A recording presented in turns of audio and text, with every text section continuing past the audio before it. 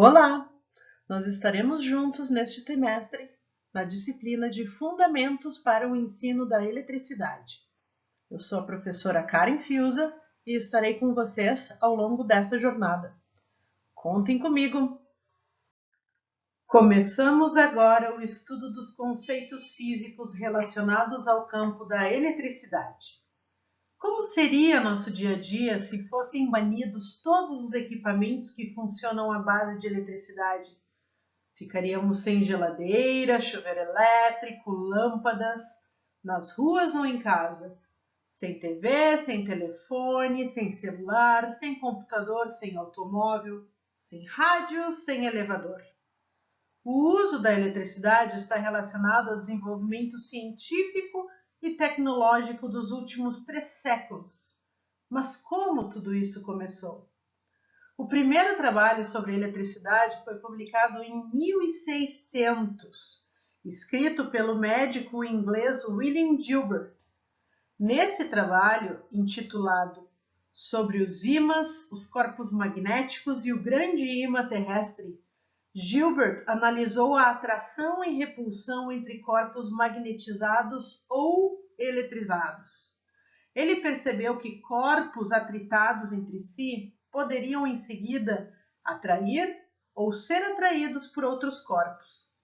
Esse estudioso chamou os corpos com capacidade de atração de eletrizados e percebeu que a força de atração nesse caso apresentava características diferentes daquela entre um ímã e um pedaço de ferro. Gilbert foi então o primeiro a diferenciar fenômenos elétricos de fenômenos magnéticos. Mas de onde vem esse termo eletrizar, eletrizado, elétrico? Bem, vem do âmbar. O âmbar é uma resina fossilizada proveniente de algumas árvores. Há muito tempo atrás, os gregos, antigos gregos, perceberam que um pedaço de âmbar, quando atritado com a pele dos animais, adquiria a propriedade de atrair corpos leves. As palavras eletrizar, eletrizado, elétrico são derivadas do termo grego electron, que significa âmbar. Assim, eletrizar um corpo significa fazer com que ele se comporte como o âmbar. Sendo a física a ciência que estuda a natureza e os fenômenos da natureza, o eletromagnetismo estuda os fenômenos relacionados ao campo elétrico e ao campo magnético. De uma maneira geral, podemos dizer que o eletromagnetismo tem contido nele 3 áreas do conhecimento: a eletrostática, a eletrodinâmica e o magnetismo.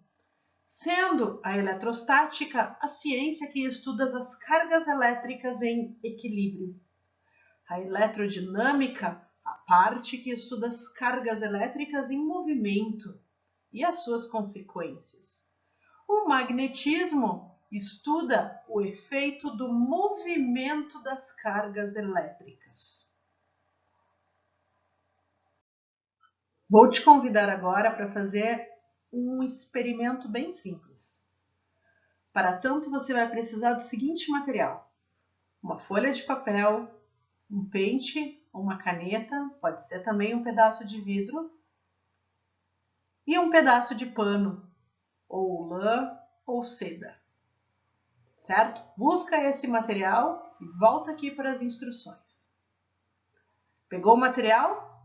Bom, agora você vai pegar essa folha de papel e rasgar em pedaços pequenos, pedaços menores do que de uma moeda de 1 centavo. Pedaços pequenininhos e espalhe na sua frente sobre uma mesa ou uma superfície plana. Agora, atrite o pente, a caneta ou o pedaço de pano com o pedaço de pano, atrite durante algum tempo, depois separe e aproxime a caneta ou o pente desses pedacinhos de papel que estão sobre a superfície que você colocou antes. E aí, o que aconteceu? O que você observa? Se absolutamente nada aconteceu, repita o processo. Talvez não tenha atritado tempo suficiente. Repita o processo até que você observe alguma coisa. O que é esperado?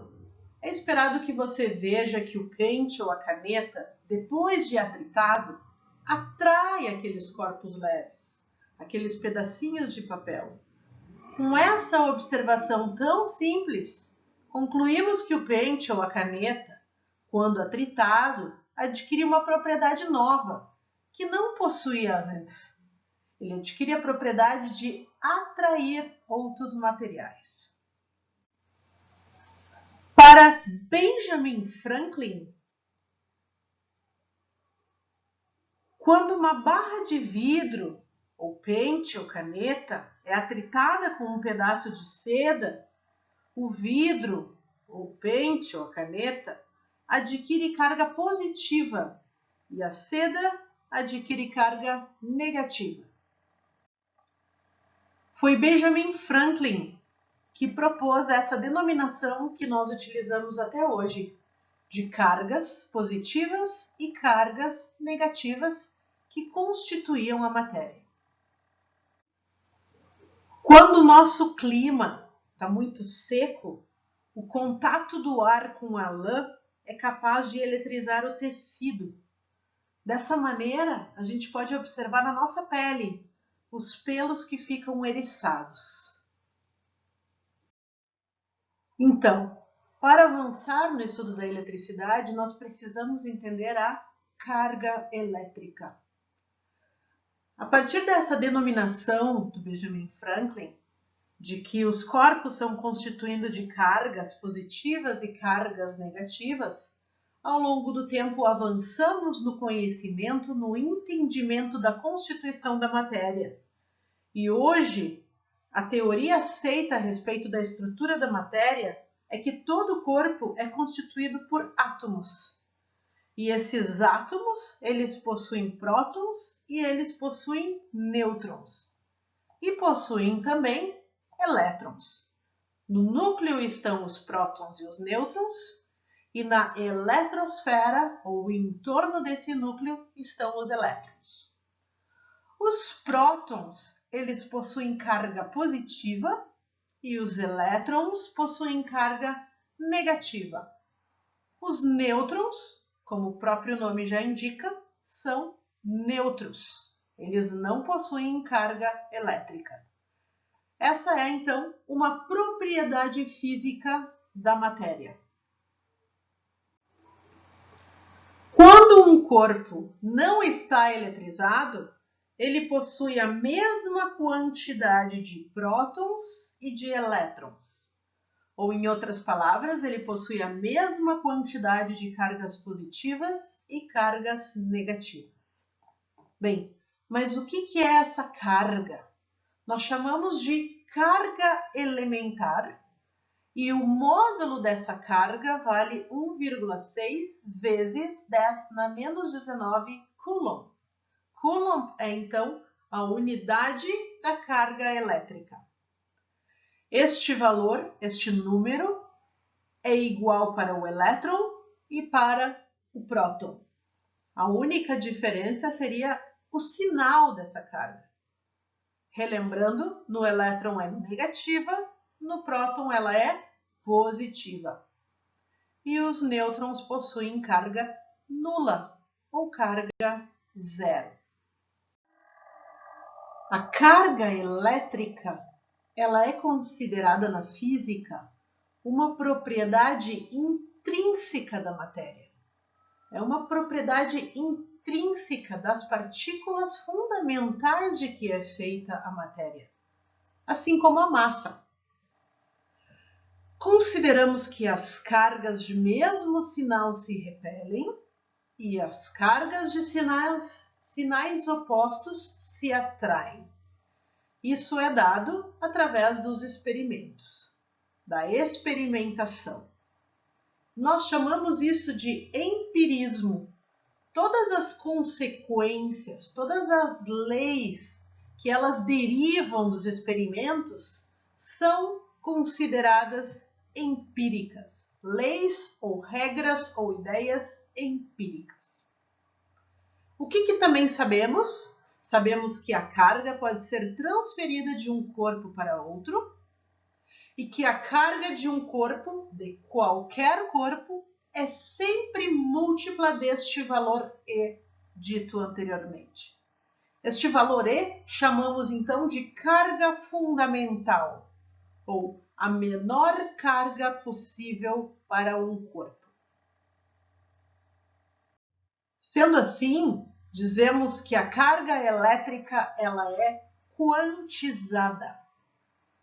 Esse termo quântico, que está muito em voga hoje em dia, está muito na moda, ele na verdade quer dizer uma grandeza que é discreta, que é múltipla de um valor mínimo. Esse valor mínimo de carga é o valor E, e a carga de qualquer corpo é sempre múltipla do valor E. Portanto, dizemos que o valor de carga qualquer de um corpo é igual a um múltiplo inteiro, que é este N, vezes a carga fundamental E.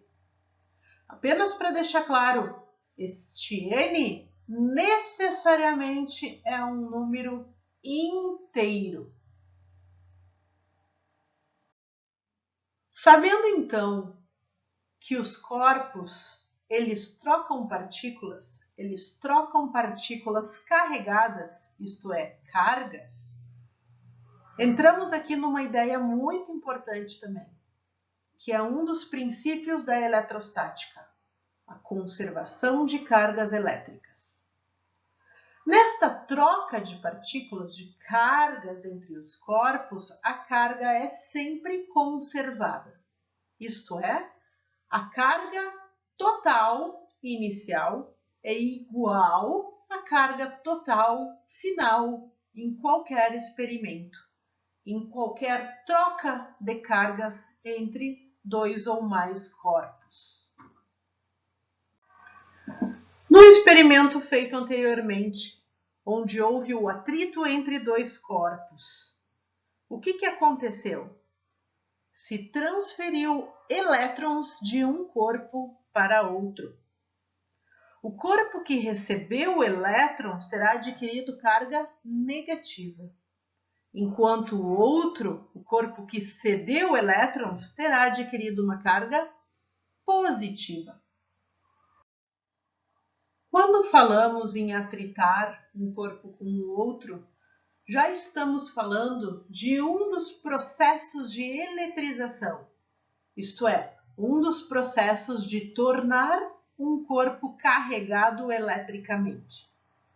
Relembrando, um corpo estará carregado eletricamente sempre que houver um desbalanço entre a quantidade de elétrons e a quantidade de prótons que ele possui. Se dois corpos atritados, um cede elétron ao outro, uma das perguntas que poderíamos fazer é: como saber qual deles cederá elétrons e qual deles receberá? A resposta a essa questão depende das substâncias envolvidas. Receberá elétrons aquela, entre as duas, em que os elétrons estiverem mais fortemente ligados aos átomos. Desta forma, um corpo A poderá ceder elétrons ao ser atritado com o corpo B e receber elétrons ao ser atritado com o corpo C. Nessa condição, saberemos que as forças que unem os elétrons ao núcleo dos átomos B são mais intensas do que as forças correspondentes de A, que, por sua vez, são mais intensas do que as forças de interação entre os elétrons e os núcleos e o núcleo nos átomos de C. Nessa tabela que se encontra no canto direito acima, apresentamos algumas substâncias ordenadas de acordo com a maior capacidade de ceder elétrons quando atritadas com outras que estão abaixo. Assim, por exemplo, atritando vidro com seda, o vidro tenderá a ceder elétrons para a seda. Em outra situação, atritando a seda com uma barra de ebonite, a seda cederá elétrons à ebonite. No ambiente virtual está disponibilizado um arquivo em PDF com uma lista mais completa de materiais. No segundo processo de eletrização, eletrização por contato. Olhem os desenhos. Percebemos que um corpo B, previamente carregado, eletricamente carregado, se aproxima de um corpo neutro A. Acontece o contato do corpo B com cargas negativas, excesso de cargas negativas, no corpo A. E depois afastamos o corpo B. Tanto o corpo A quanto o corpo B, eles estão eletricamente isolados do resto. O que aconteceu? O corpo A também ficou eletricamente carregado negativamente. Percebemos aqui que as cargas, elas tendem ao equilíbrio. Vou falar numericamente como um exemplo, apenas para ficar mais claro o que significa este equilíbrio elétrico. Digamos que esse corpo A, inicialmente com carga 0 coulomb, e o corpo B com carga 10 coulomb. Quando o corpo B toca o corpo A, acontece uma transferência de carga. Nesse caso, elétrons do corpo B migram para o corpo A. Depois da separação, o corpo A fica carregado de 5 coulomb, enquanto o corpo B está carregado de 5 coulomb também. Isto é, a carga total foi dividida entre os dois corpos. Lembrando que a carga final continua sendo a mesma da carga inicial. Percebam aqui que eu não usei o sinal, porém nos exercícios nós utilizaremos o sinal dessas cargas também. Logo seria menos 10 coulomb, a carga inicial do corpo B, e a carga final do corpo A é menos 5 coulomb, assim como a do corpo B, menos 5 coulomb. Quando não utilizarmos o sinal, estaremos falando do módulo da carga, que por vezes também é conveniente utilizar. Já na indução eletrostática, não acontece o contato. Olhem lá para as últimas imagens, a última linha da indução. Podemos dizer que a indução eletrostática é o nome do processo que permite separar as cargas de um condutor devido à aproximação de um corpo eletrizado.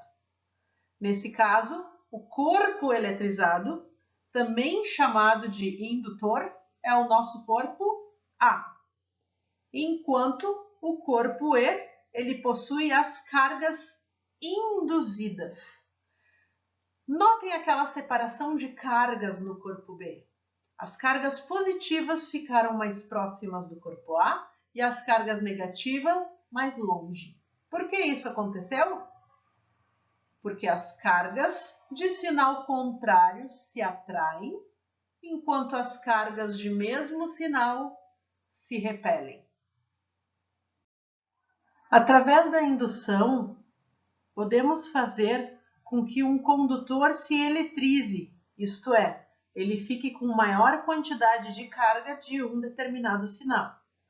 Por exemplo, veja nestas imagens. Nós temos um corpo induzido que tem o mesmo número de cargas positivas e cargas negativas.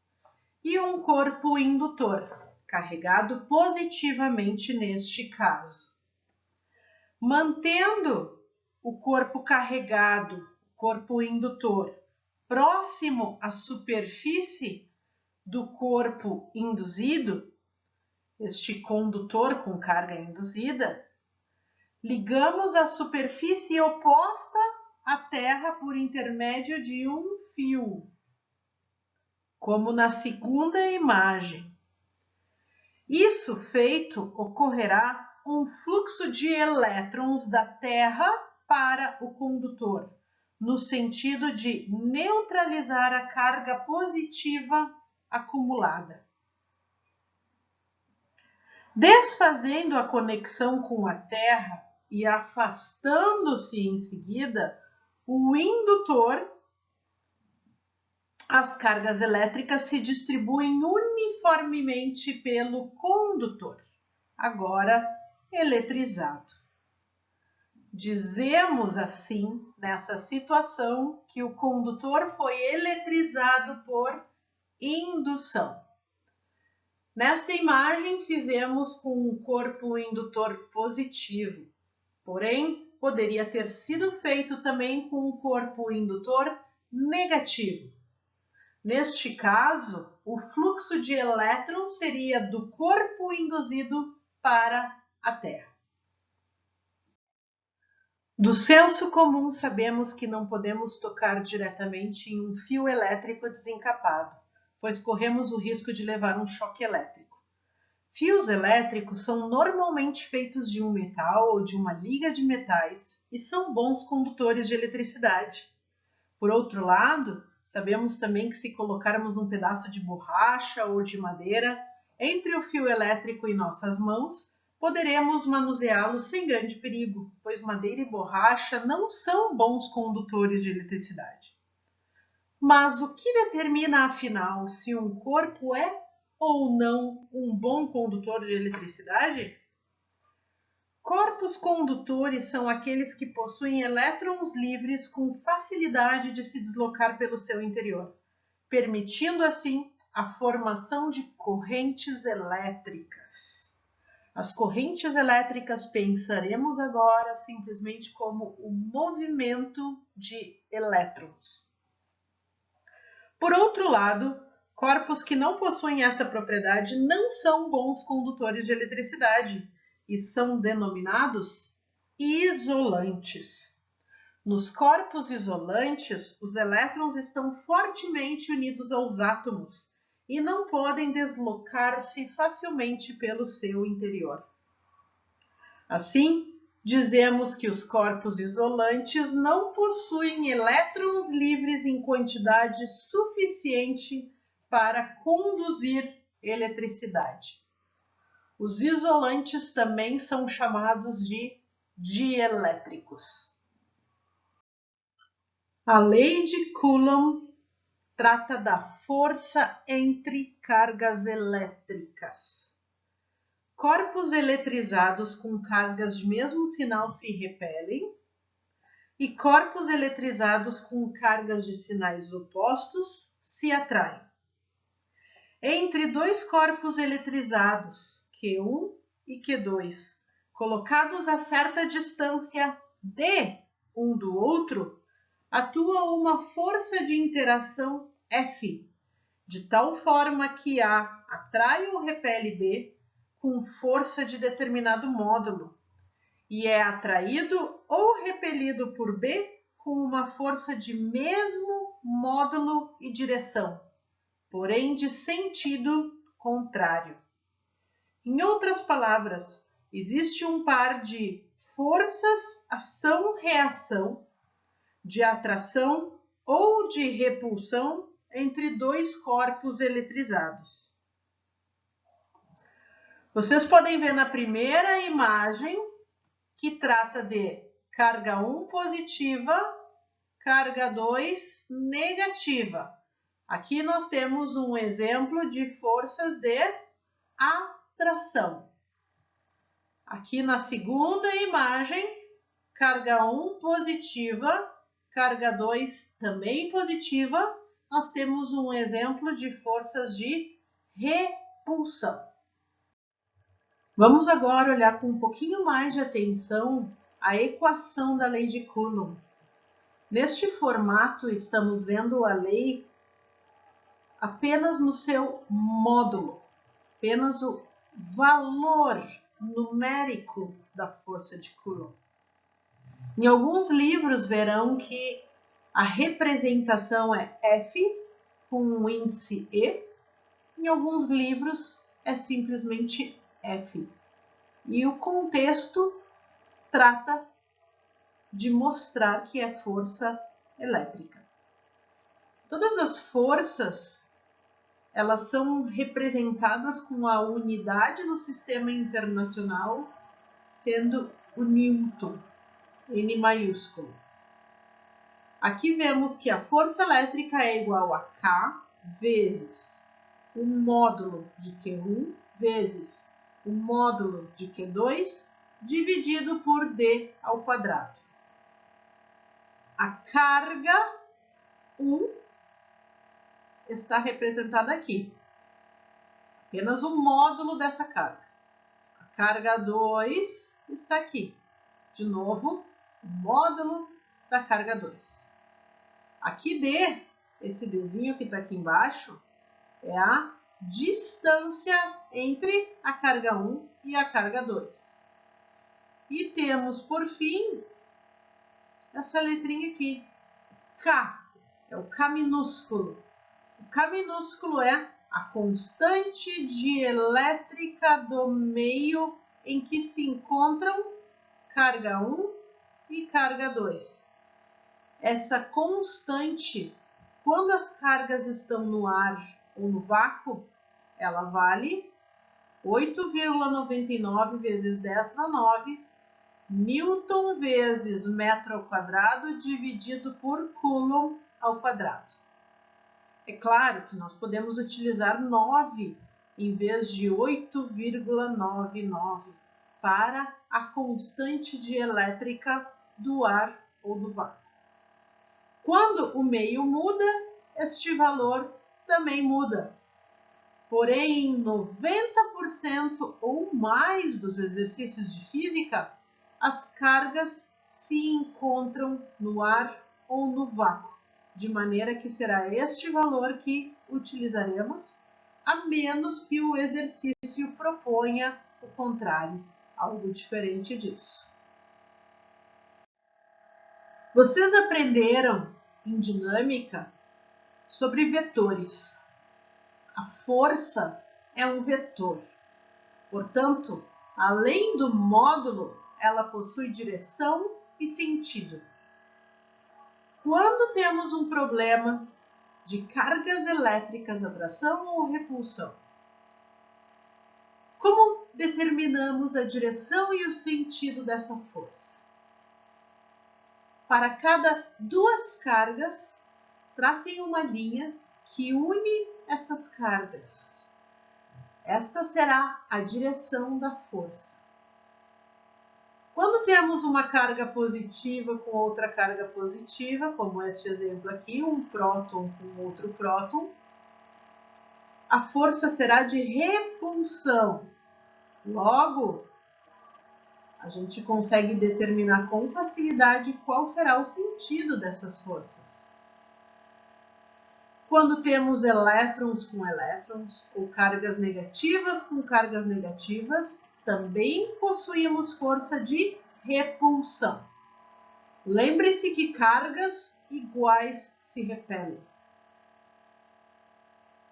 No entanto, quando possuímos uma carga positiva e outra carga negativa, ou, como no exemplo abaixo, um elétron com um próton, carga negativa com carga positiva, a força será de atração e será determinada dessa maneira, um vetor apontando para o outro vetor.